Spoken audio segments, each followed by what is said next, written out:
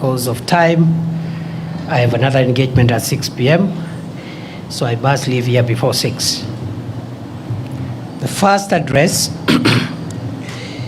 is my exit address at the end of duty as Cabinet Secretary for Interior and National Administration. As you're aware, for the last 2 years I've been the country's security minister, and I thought I owe the people of Kenya an exit speech so that we can account for the 2 years in which, by the grace of God, we have had the privilege to serve our country in that office. Since the 27th of October 2022, I have had the immense privilege of serving our country as the Interior Minister.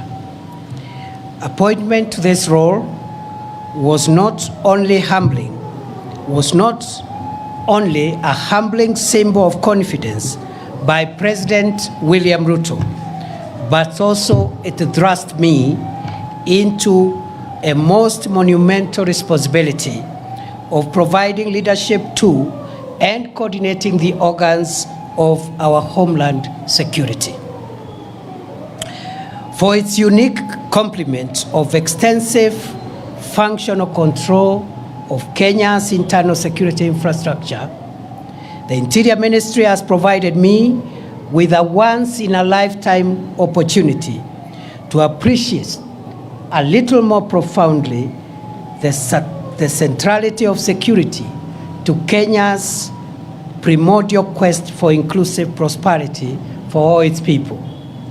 To appreciate the modest strides made in the past 2 years, it is apt to revisit the state of our national security that was prevailing as at August-September 2022 when I took over. I took over this sensitive duty at Harambee House at a time when communities in northeastern Kenya and in Lamu were experiencing frequent and sustained terror attacks. Marauding bandits had run amok over communities in vast parts of the northern Rift Valley region. Gang crime was at its peak in Nairobi city. The Kenyan passport production and supply system had all but collapsed, and key homeland security organs were ill-equipped and in dire need of reforms and reinvention.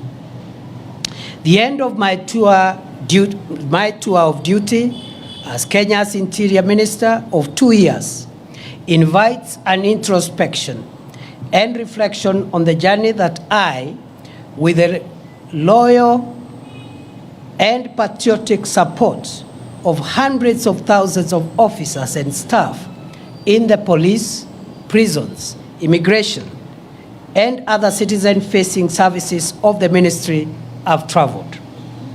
I attribute any successes that were achieved in the last 2 years to make Kenya safer during the last 2 years. I attribute this success to the various ranks of officers and staff of the ministry. However, any performance inadequacies during my tenure are mine, because I believe the ministry staff and officers did their best.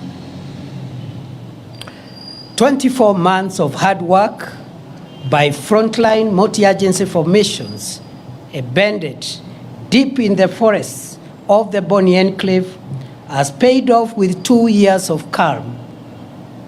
Sacrificial fighting power of elite police formations in the forward operating bases spread along the risky frontier areas of Liboi, Fafi, Div, Kotulo, and such like areas have resulted in 2 years of great victory over dangerous terrorists who would have otherwise hurt Kenya and its people. Fellow Kenyans, it has been the honor of my life not only to oversee a coordinated and policy-driven war against terrorists, but also to visit the elite police units protecting Kenya and its people at some of the most dangerous locations in our territory. Each moment, I had a chat or shared a meal or even took a selfie with security officers in the front line in the war against terror. There was always a profound surge of pride in the knowledge that a dedicated and patriotic cohort of our security forces remain alert day and night to prevent terrorists and other dangerous criminals from accessing Kenya to cause harm to its people. For protracted periods, I have traveled by air, land, and sea to oversee counter-terrorism operations in Ziwa la Taa, Poromoko, Kiunga, Mpeketoni, Lango la Simba, and other parts of Lamu, sometimes on Christmas Day, some other times on Good Friday, or other times covertly at night, just to make sure that we got it right. I have been to Wajir, Mandera, Takaba, and other parts of our country exposed to the threat of terror, just to give morale to frontline security officers and their commanders, and also to listen to communities in search of durable solutions against the violence of terrorist groups. Throughout the past 2 years, nothing has given me greater sense of fulfillment than the long days and sometimes humid nights spent in some of the farthest outposts within our territory. Therefore, fellow Kenyans, as I relinquish the leadership of the Interior Ministry, which I've already done, I am proud to report that save for a few inevitable losses, Lamu and northeastern Kenya are much safer and calmer today than the situation that prevailed in the last half of 2022. To our gallant security officers who paid the ultimate price with their limb or life to keep Kenya safe, I salute you and promise that Kenya will never forget your valor and patriotic sacrifice. May the souls of the officers who have lost their lives in the protection of our homeland and its people find perpetual rest in eternity. Equally, the memory of civilian souls lost through injury inflicted by terrorists will forever evoke our collective duty to keep Kenya free from danger, whatever its source. Fellow Kenyans, by the end of 2022, over 135 innocent Kenyans, including 20 security officers, had been killed by marauding bandits in parts of Baringo, Laikipia, Samburu, Turkana, West Pokot, and Elgeyo Marakwet counties within a span of 6 months. During the same period, dozens of schools were closed, thousands of families were displaced, and public amenities destroyed by bandit gangs, some of whom converted school classrooms into permanent dormitories for bandit families. To arrest possible breakdown of law and order, a police-led security operation with the support of the military was declared on 13th February 2023. It has been 19 months of sustained war on bandits in the north of our country. The strategic decision to gazette as disturbed and dangerous remote and difficult terrain, gorges, escarpments, and caves where bandits retreated to hide after attacking, robbing, and killing innocent civilians, proved to be the game changer. Heavily armed bandits were flushed out from these areas in a process that lasted several months. Their outdated gimmicks of taunting security forces and sometimes staging daylight raids were eventually crushed through intelligence-led operations, superior firepower, and efficient operational and tactical outputs that resulted in the neutralization of dangerous bandit commanders and their spiritual influencers. 19 months after President Ruto ordered the most consequential security operation against banditry ever to take place in northern Kenya, the infrastructure that had sustained banditry for over 4 decades has been suppressed and dismantled. Bandit gangs and their enablers have been overpowered and scattered, despite occasional feeble attempts to resuscitate this dangerous crime against the people of Kenya. Scores of schools in Baringo, Samburu, Elgeyo Marakwet, Turkana, West Pokot, and Laikipia counties have been reopened. Mokogodo Forest, Sieku Valley, Burat Hills, Korkor, and Arabal Hills, Tandale Valley, Gelecha Valley, Malaso Escarpment, Kurkur, Pura, and other previous bandit hideouts are today pacified. As I relinquish the reins at the Interior Ministry, I am grateful to God, to the commanders and officers of various security agencies, and to the communities for their help as we look forward to sustaining the prevailing peace in these previously bandit-infested areas of our country. I will forever cherish the useful input of communities profoundly represented by the Under the Tree conversations I had with elders and residents at the foot of Arabal Hills in Baringo, the Kolowa Bridge at the intersection of Baringo and Elgeyo Marakwet counties, and in Lokori and Nadapal in Turkana County. I desire to live to see these parts of our country completely free from the terror of bandits and opened up for socio-economic development as Kenya marches into the future.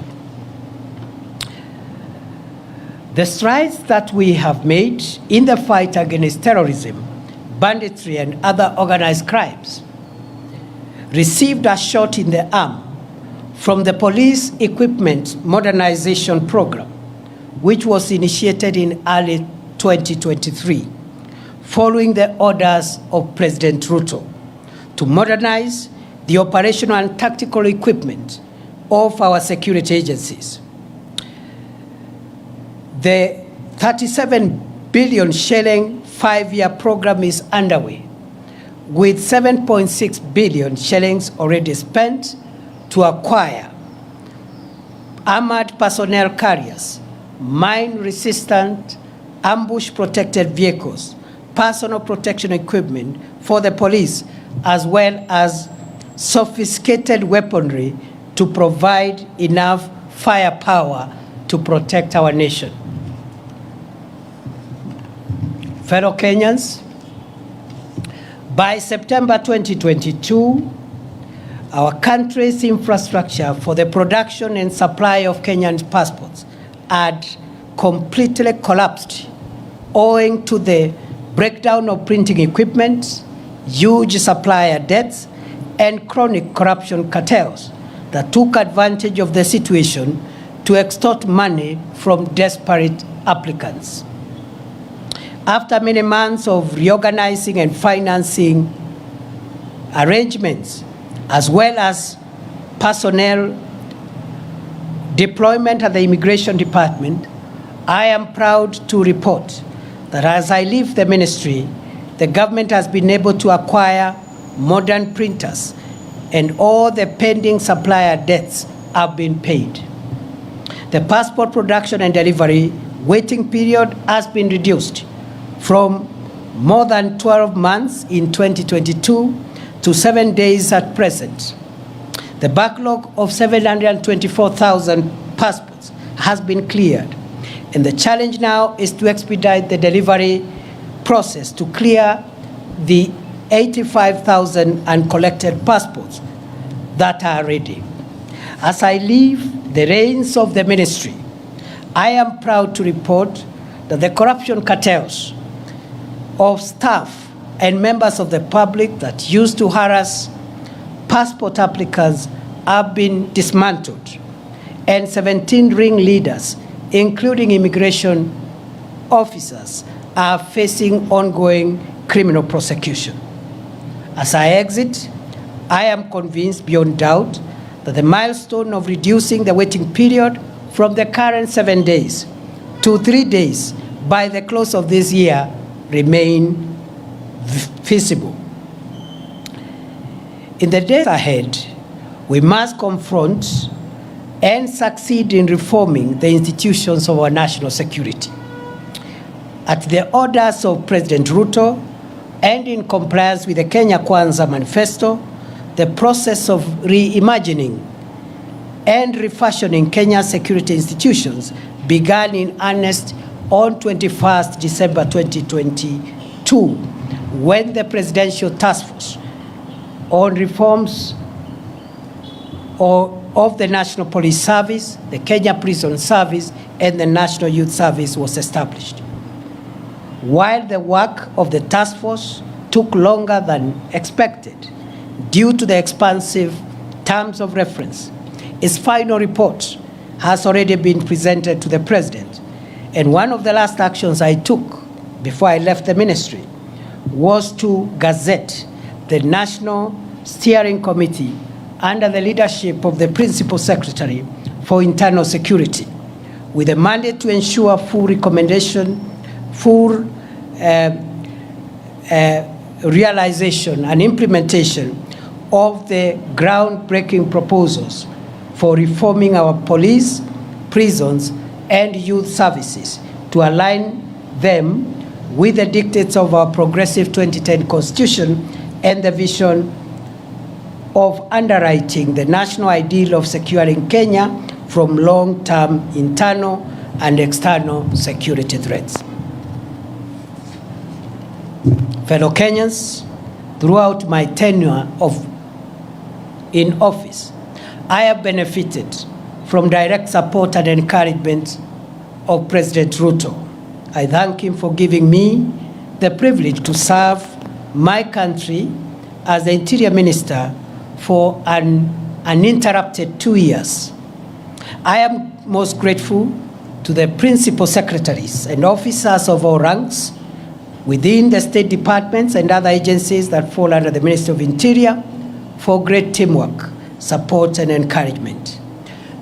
To our security officers, especially those assigned the sensitive duty of protecting the country from terror, banditry, and other organized crimes, I salute you all for your selfless and patriotic service to our country.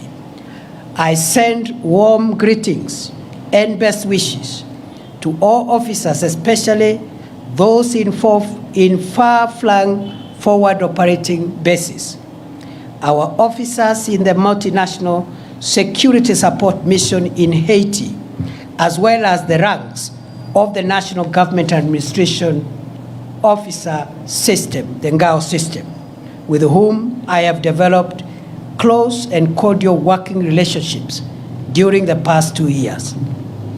I pray that my successor will build on the gains we made and will succeed to roll back the emerging reports of mysterious disappearances, abductions, and femicide.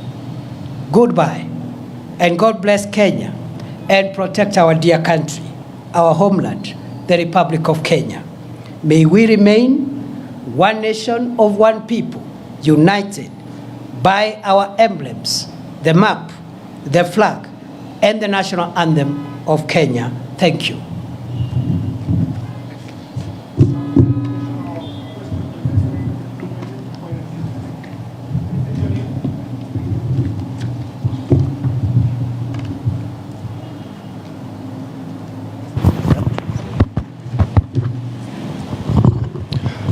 My name is Eric Owenga, labda kwa Kiswahili Bwana Naibu Rais. What do you speak of about your legacy in terms of abductions and extrajudicial killings that were rampant during your reign as the Cabinet Secretary of Interior for the past 2 years? Because Kenyans, some of the questions have not been answered in regard to the same. Can you exhaustively speak about it? Thank you. Yes, as you have, thank you very much for that concern. As I have said towards the last part of my statement, I have demonstrated how for 2 years, every day of my life, I have struggled to secure the country from crime and from people who would have caused us harm. And I have told my journey, the places I've been and what has took me there, the work I did in immigration and other places. At the end of my statement, I have said, as I exit that office, I'm exiting at a time when there are reports of cases of mysterious disappearances, abductions, and femicide. And I have handed over the responsibility of cracking down on those emerging reports of crime. And I wish him well, and I know he will succeed. The same way in the past, I've been able to handle those other national security challenges. Remember, these are challenges that we've witnessed in the last few months, and already we had gotten ourselves on a place where we had come up with a strategy of cracking down on this criminal behavior, the same way we succeeded, even with the Nairobi urban crime, which was quite a spiral at the time we took over, and which today is manageable. And therefore, these are developments over the last few weeks, maybe a couple of months. We had laid the ground on how to deal with both cracking down on criminals who are in that space of femicide or abducting people, and also a framework for accountability of any rogue officer or officers who will be involved. And therefore, that should be the task of the next minister going forward.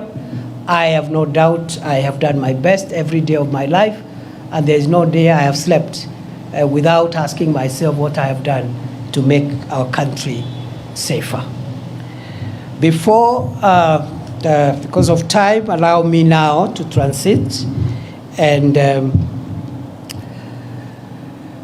speak on my assumption of office to the office of the Deputy President of the Republic of Kenya. Those of you who were in the swearing in, you realized I just made some of the cuff remarks deliberately because it would not have been appropriate at that time to give lengthy speeches because of the official context of the day. So today is the day when I wanted to at least make a statement on my assumption of office. Fellow Kenyans, on 1st November 2024, as you are aware, I assumed the office of the Deputy President. That day was and shall remain the most momentous and significant day of my life. After serving my country for a quarter of a century as a law lecturer, legal practitioner, senator, majority leader of the Senate, deputy speaker of the Senate, and most recently as the Cabinet Secretary for Interior, I now take over office as the third Deputy President of the Republic of Kenya. It remains astounding how a son of Kenya, born some 52 years ago in Tharaka, a remote part of the then Meru district, and in a humble homestead of a rural clergyman and his housewife's spouse, could eventually get the opportunity to serve this country in the esteemed and high office of Deputy President of the Republic. My assumption to the office of Deputy President has presented me with an opportunity to reflect on our country's past, present, and future. In my reflections, during the past 1 week, I have come to the profound realization that Kenya, our homeland, is a country like no other.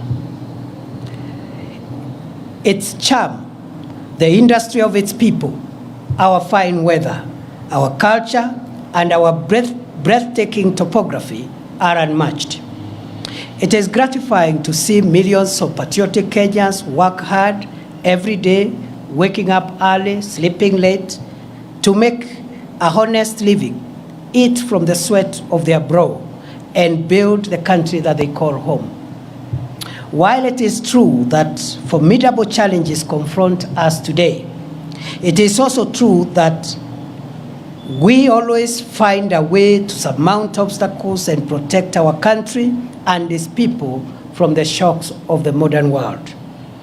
Where a tiny number among us has tainted our country's image, the same has been repudiated by the exploits of millions of honest and patriotic, focused Kenyans who love this nation enough to protect it from the risks on its survival.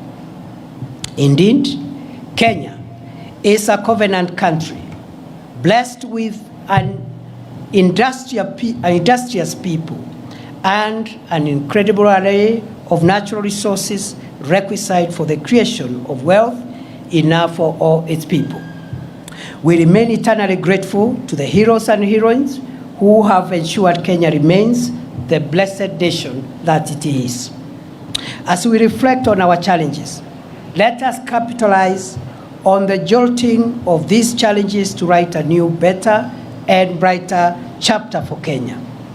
We should heal our divisions, solidify our national unity, and pursue our country's goals as brothers and sisters, joined by the permanent bonds of our common heritage and our common future. I have had occasion in the past few days to ponder on how the orderly transfer of authority as called for in our Constitution takes place seamlessly in our country. I realize that my ascent to the office of Deputy President has taken place on the back of a hotly contested constitutional process. For weeks, the country was glued to parliamentary and judicial events whose completion is a testament or was a testament to our country's democratic credentials and the integrity of our constitutional institutions. I am humbled to be of service to this country as its Deputy President and to formally take the reins to support and assist President William Ruto and the team he leads towards the realization of his vision to deliver the transformation of Kenya. It is an honor to serve my country at such a time as this, when Kenya is moving forward and upwards to the heights that our forefathers envisaged when they fought for the establishment of our republic. The founders of our nation and those who fought to make us a free people triumphed over the oppressive chains of colonialism, not only because they worked hard for it, but because they remained united. Today, as in the past, The quest for national unity is undeniably the most profound aspiration animating our national conversation. Why? Because we are coming from a rough patch where we had been enthralled in a rather unfortunate conversation about distinction, difference, and division. At a time when the country desperately requires a rallying call to pull together to steer our nation to greatness during these challenging times. Kotaler Somai, Dedan Kimathi, Mekatilile wa Menza, and later Jomo Kenyatta, Ronan Gala, Oginga Odinga, Masinde Muliro, and many others worked hard to set free the whole of Kenya, not parts of Kenya where they were born or raised.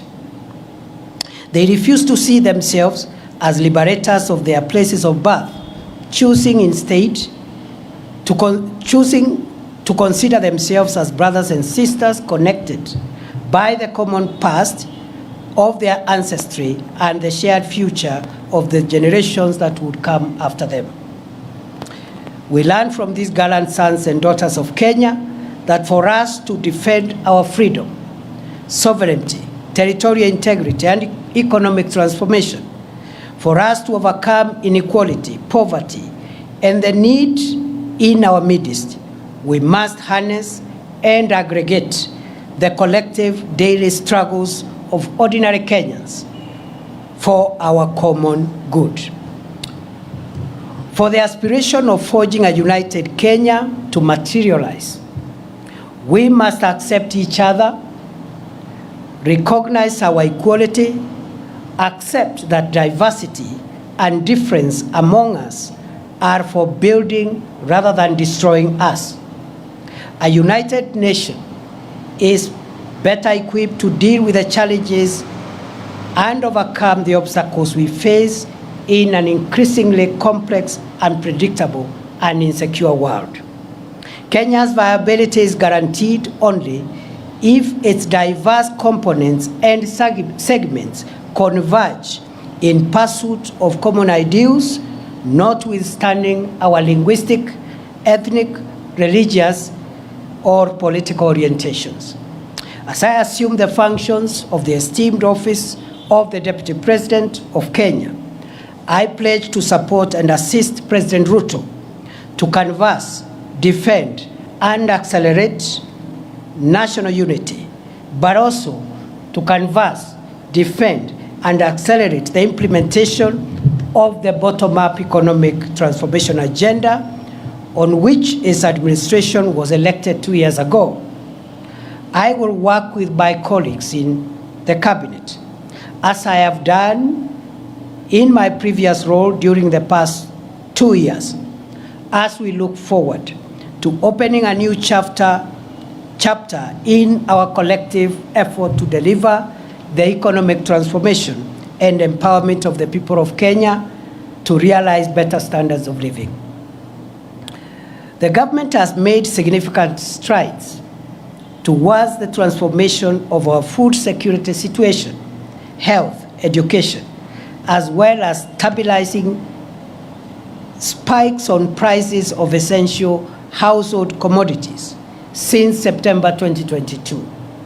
The government's resolve to introduce a higher education funding model that is student-centered and to roll out universal health, affordable housing, and other initiatives require constant communication for public buy-in, input, and feedback in the spirit of a people-centered delivery of our country's development agenda. I have no doubt whatsoever that well-crafted public-private partnership projects are essential for the realization of strategic public sector infrastructure development projects and will cushion our country from incurring unsustainable debt for financing our country's development needs. As we pursue Kenya's economic transformation and strengthen the bonds of our national unity,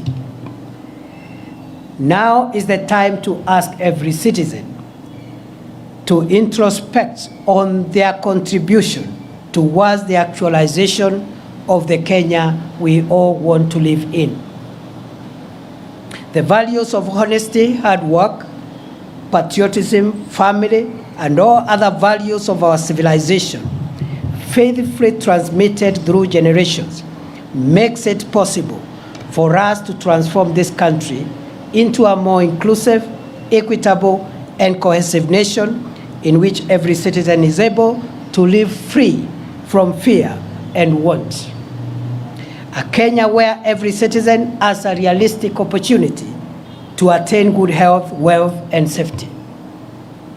Our ambitious ideal for a new Kenya will be actualized by sacrifice, hard work, pulling together, eschewing the blame game, and loving Kenya more than our subnational affiliations.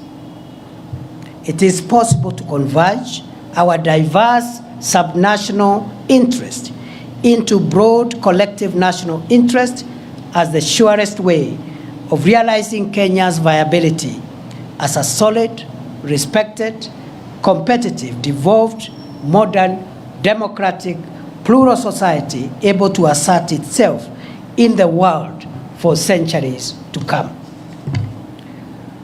Only a country of opportunity that Kenya is can cause the little village of Irunduni, tucked in the outskirts of the unassuming hamlet of Mukodhima in semi-arid Tharaka, to produce the country's deputy president.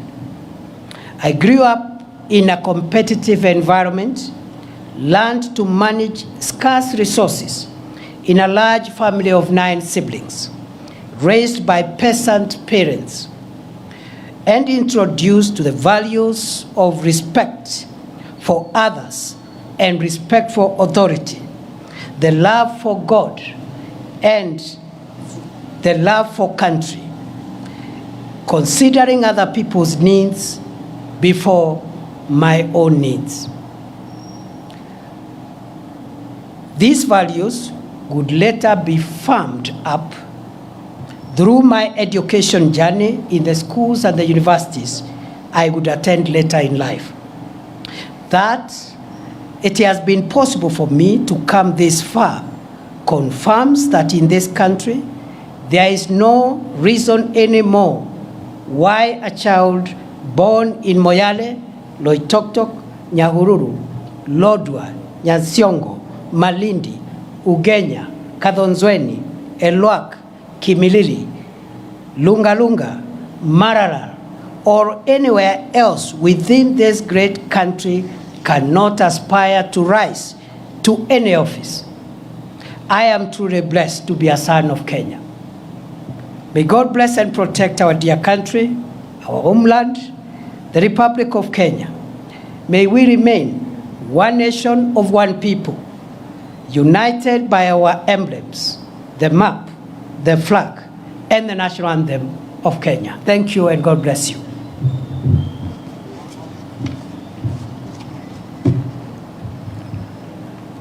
I'll take maximum 2, please. Thank you, Excellency. My name is Melita Oletenges for Citizen TV.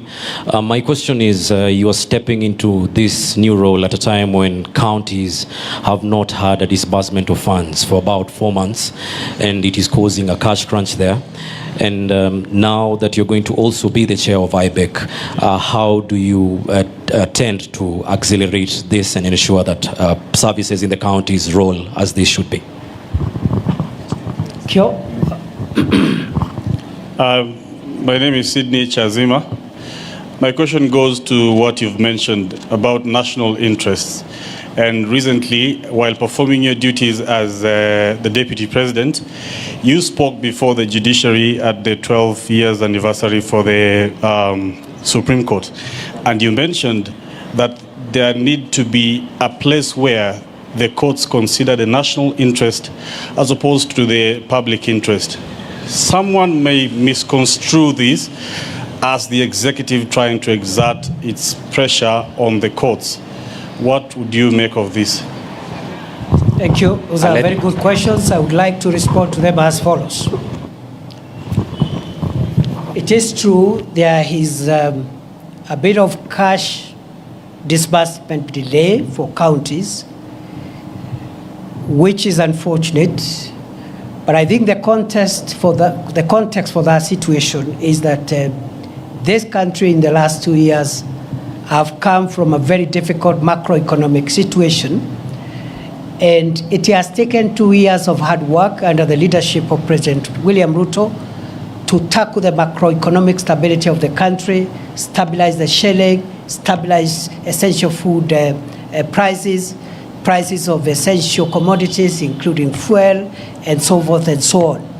For the first time this month, inflation is at 2.7%, the lowest in 17 years. The last time the inflation was at that level was in 2007, just before the post-election election violence, at the peak of President Kibaki's best economic situation.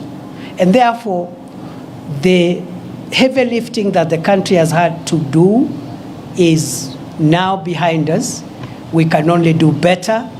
I am going to convene as soon as possible a consultative forum under the auspices of IBEC, and I believe the short-term issue around disbursements should be tackled in a more sustainable manner, so that we don't just release what is outstanding, but we find mechanisms of ensuring that we don't have similar delays in the days ahead. So that is something that I'm seized of, just the way we have tackled other issues and economic challenges. We're going to tackle the disbursement to counties promptly, and that is what the Constitution requires, that the national government must ensure that counties receive their funds within the required time. Secondly and lastly, I've been asked to comment about the comments I made at the Judges Conference. And at the Judges Conference, I said, first and foremost, that conference was not a meeting between the executive and the judiciary. It was a conference for the court to introspect and reflect on how the judiciary has performed, especially the Supreme Court, in shaping the jurisprudence of our country and interpreting our Constitution. And therefore, it was an opportunity to look at the successes, the challenges, what has been done correctly, and what perhaps needs to be relooked. It's in that context that I gave the views from where I sit, based on my legal background. I made the remark that I believe the Supreme Court of Kenya has done a fantastic job in interpreting the Constitution. For 12 years, what the Supreme Court of the Republic of Kenya has done is equivalent to what some Supreme Courts have done in 50 years. So we are very proud that our institutions are not only efficient, but they are on a trajectory of fast maturity. At that point, because it was a moment for introspection, I said, the jurisprudence that the court has given us about public interest is very refreshing and welcome. And then I remarked, going forward, as the Supreme Court consolidates its own jurisprudence and enhances it, perfects it, it is worth reflecting, even beyond public interest, whether our Constitution allows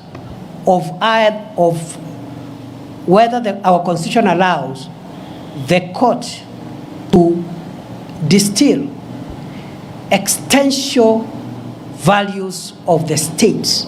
And I told the meeting that those existential values are found in two places.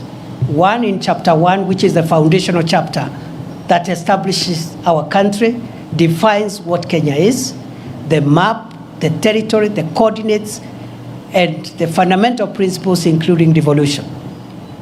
And then Chapter 14 on national security, Article 238 in particular, contains some elements of what one would call existential and primordial elements of the existence of Kenya. That Article 238 says that there are certain core interests of Kenya that must be protected.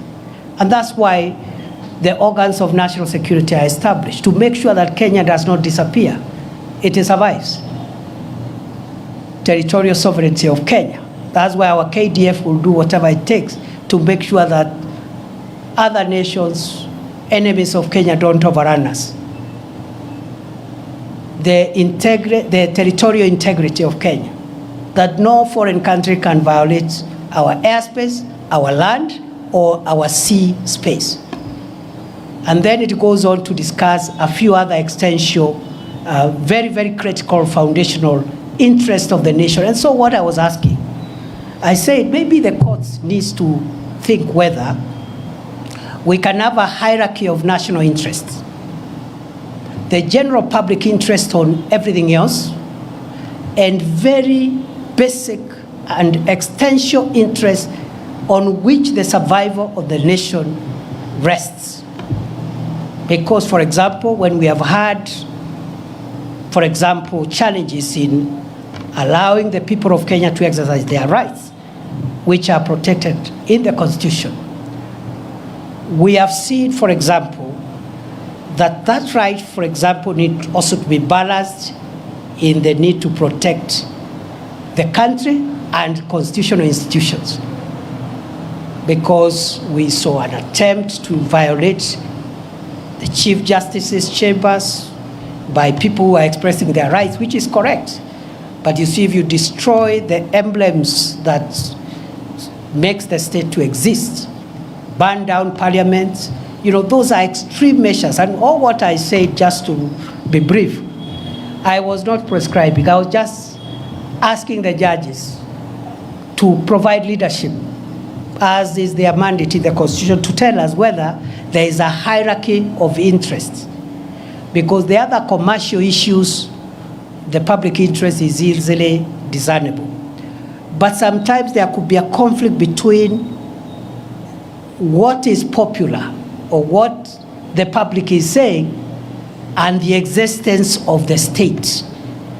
And I provided evidence at Chapter 1 of the Constitution, which is the foundational principles, and Article 238 that tells our organs of national security to protect the borders of Kenya, to protect the existence of Kenya and its institutions. That balance the court should help us to interpret. I know I've spoken a lot of English, but that's what it is. I wish you well.